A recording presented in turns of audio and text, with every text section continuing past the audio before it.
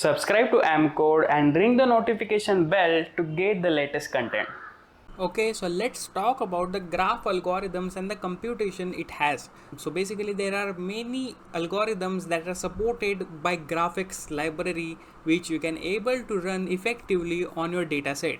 So basically if we talk about some of the most popular picks, then we got the PageRank algorithm which is used in many machine learning algorithms and the GraphX algorithms. So basically in PageRank algorithm, it will measure the importance of each vertex in your graph. So if you have a graph of nodes and relationships, then you got the node as a vertex and the edges as a relationships.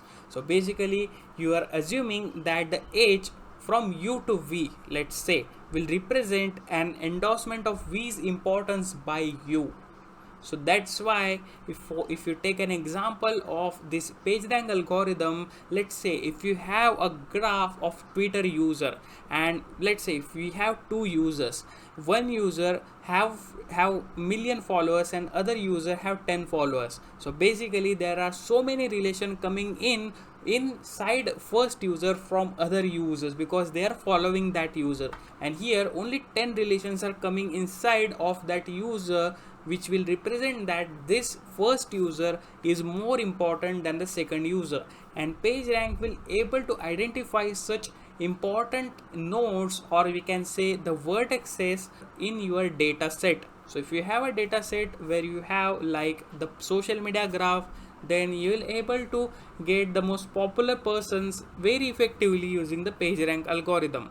So to implement that, GraphX will come with the statistic and the dynamic implementation of this PageRank algorithms. So basically the statistic PageRank will run for the fixed number of iteration, but while the dynamic PageRank will runs until the ranks is converged. So basically we are going to see all this in our hands-on tutorial where we will see about the PageRank algorithm. So let's move on to the next algorithm now. So the next graph algorithm is also very popular nowadays, which is connected components. So connected components, as the name suggests, which will label your each node which are connected through the graph with a specific ID of its lowest number vertex. So basically let's say if you have a social media graph, so let's say three users are connected to each other using some location. So let's say if three users belong to the same family, then most probably they will be having the same household, which means the same location node. So they are connected to each other, which makes it a cluster of the four nodes. So according to this, the connected components will provide those four nodes with an ID. So here we are segregating all the communities in our data.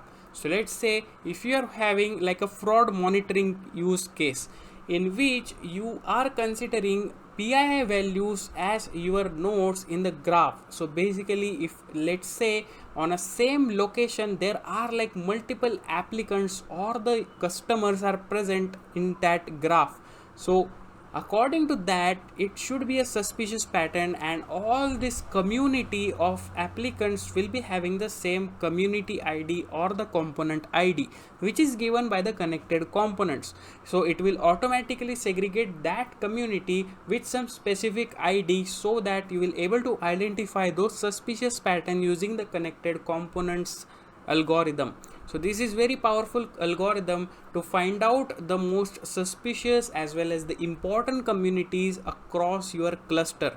So as you can see, if you are using the GraphX will contain the implementation of this algorithm, and you will able to implement that on your dataset very easily and smoothly using the connected components object.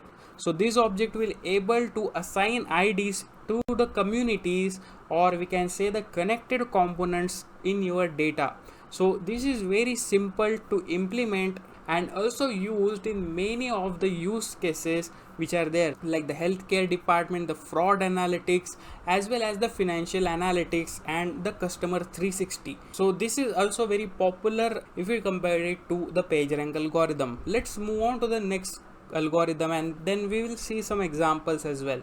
Then the next one is the triangle counting. So basically a vertex is nothing but a part of a triangle when it has like the two adjacent vertices with an edge between them, so which makes it a triangle. Consider it as a three nodes which are connected to each other in such a way that it forms a triangle. So basically GraphX library will implement this triangle counting algorithm in which the triangle count object is used. So we can utilize this triangle count object to determine the number of triangles passing through each vertices, which will provide the measure of clustering. So this is also a very suitable method for implementing clustering in your dataset. But that's all about the theoretical part. Let's talk about how we can implement it using the GraphX library with a simple example. Okay, so let's say to implement GraphX library on top of your dataset, you have to import the org.apache.spark.graphx.graphloader method. So this graph loader method will be, you will be able to implement the graph computation or the graph algorithms on top of your dataset. Let's say if you have a text file which has the user data, so the first step would be you have to load the user data which will pass into a tuples of user ID and the attribute list. So basically if you have this text file, you can use the se.text file. So se nothing beats the Spark context. You can also use the similar kind of approach in the pyspark as well. So this is just a simple Scala code snippet. So you can implement the same in Apache PySpark using the spark.read method, and you can use the format as the text file, or if you have a CSV file lying around which contains the user's data or any other data set that you want to run these algorithms on, then you can use that CSV files too. Then you are using this map function to use the split operation. So as you can see, this text file contains the comma separated values, and also you are defining the structure of your data frame. So users is nothing but a data frame which is loaded through this users.txt. Then we have to pass the edge data which is already in the user ID format. So basically we have the followers.txt, which is nothing but you can import using the edge list file. So you are using this graph loader method and you are using this edge list file for loading all your follower graph using this file. So basically then you have to attach this user attributes here. So here the follower graph, we are using the outer join vertices operation, and we are passing the users which are created using the user.txt, and then we are restricting our graph to users with the username and the names in the next step.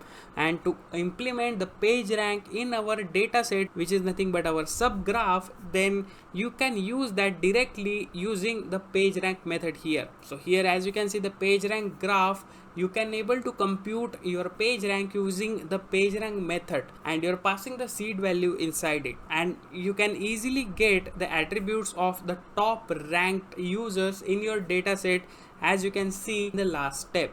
So basically this is very simple to implement. So we are going to also see it in the PySpark approach, where you can easily write a Python code for implementing these graph algorithms and computations in your data set. So that's it for today. I'll see you in the next lecture.